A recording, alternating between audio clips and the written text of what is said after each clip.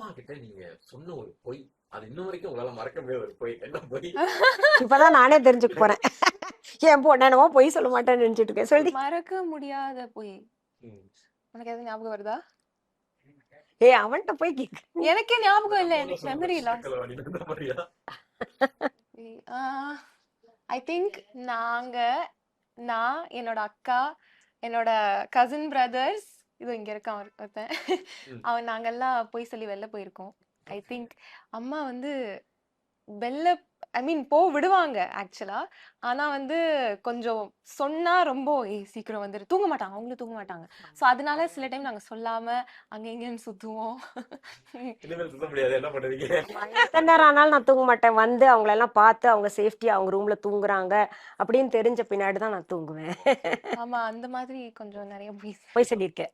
சரி, ஓகே. போய் கிட்ட நீ பேசு. வந்து ஒரு பொதுவான ஒரு இது கொஸ்டின் தான். என்னன்னா, உங்களுக்கு ஒரு பையனை வந்து பிடிச்சிருக்கு, ஓகேவா? அப்படின்னா ஃபர்ஸ்ட் அம்மாட்ட சொல்லுவீங்களா இல்லைன்னா அப்பாட்ட சொல்லுவீங்களா?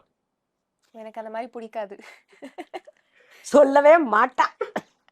இவங்க சொல்றதுதான். சொல்றதுக்கான வாய்ப்புகளே இருக்காது.